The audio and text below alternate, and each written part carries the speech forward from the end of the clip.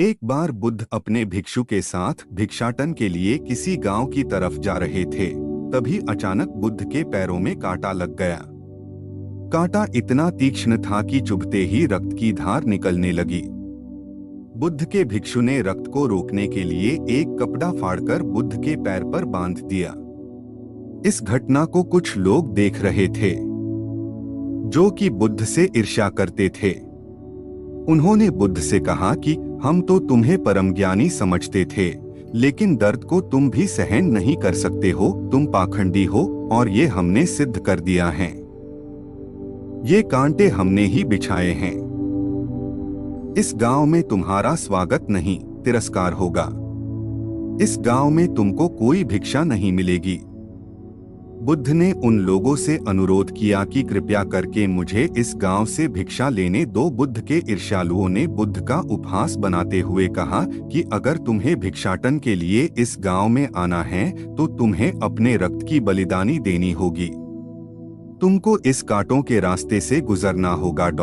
भगवान बुद्ध ने उनकी चुनौती को स्वीकार कर लिया और कांटों के रास्ते पर चलने के लिए अपने कदम बढ़ाने लगे।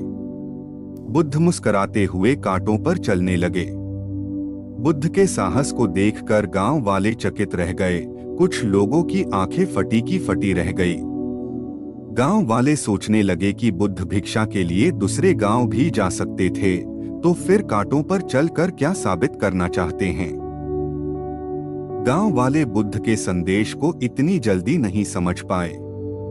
यहाँ पर बात भिक्षा की नहीं, बल्कि जीवन को बदलने की थी। गांव वालों की भीड़ में एक सुमित नाम का युवक था, जो बुद्ध पर हो रहे अत्याचार को देखकर द्रवित हो गया। सुमित दौड़कर गया और बुद्ध के पैरों के सामने से कांटे को हटाने लगा। बुद्ध के ईर्ष्यालु सुमित को रोकने लगे और गांव से दाना पानी न देने की धमकी देने लगे। सुमित ने किसी की न सुनी और कांटों को हटाते हुए बोला, हे भगवान, आप इन मुट्ठी भर लोगों के लिए अपने आप को कष्ट मत दीजिए। आप गांव में प्रवेश कीजिए, बहुत सारे लोग आपको भिक्षा देने के लिए आतुर हैं। बुद्ध ने सुमित को अपने पास बुलाया और आशीर्वाद देने लगे। सुमित पीछे हट गया। हे भगवान, आप मुझे छूकर अपने आप को अपवित्र और दूषित न करें।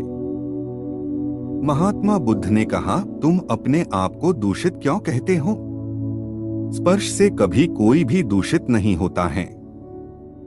मनुष्य तो लोभ, लालच, घृणा, ईर्ष्या से दूषित होता है। तुम्हारे अंदर तो प्रेम भरा है।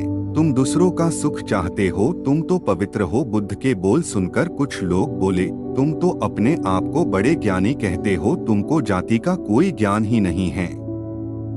तुम पाखंडी हो। बुद्ध बड़े ही शांत स्वभाव से कहते हैं, मानव से मानव की मानवता छीनना पाखंडी की निशानी है।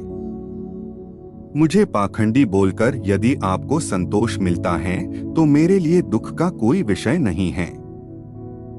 कुछ लोग बुद्ध पर बरस पड़े, परंतु यह तो धर्मशास्त्र है, फिर यह पाखंड कैसे हुआ?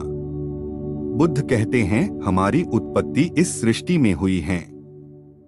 नदियों का पानी सभी की समान रूप से प्यास बुझाता है। खुले जंगलों की हवा भी भेदभाव नहीं करती है। खुला आसमान हमारे पिता के समान हमारी परवरिश करता है। सृष्टिकर्ता ने भी कोई भेदभाव नहीं किया है।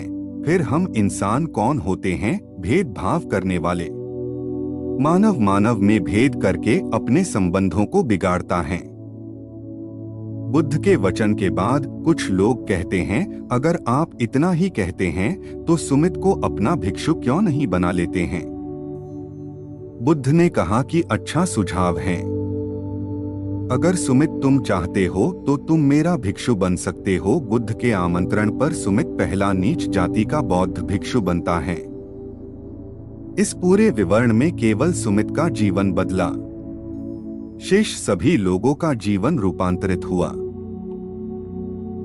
यह कहानी हमें यह सिखाती है कि वास्तविक ज्ञान और उदारता की महत्वपूर्णता को समझना जरूरी है। जब हम अपनी आत्मा को समझते हैं और दूसरों के साथ उदार और सहानुभूतिपूर्ण रूप से व्यवहार करते हैं, तो हम अपने जीवन को सफलता की ऊंचाइयों तक ले जा सकते हैं। इसके अलावा यह कहानी हमें धर्म और साहस की महत्वपूर्णता को समझाती है और हमें यह बताती है कि किसी भी परिस्थिति में सहनशीलता और प्रेरणादायक बने रहना कितना महत्वपूर्ण है।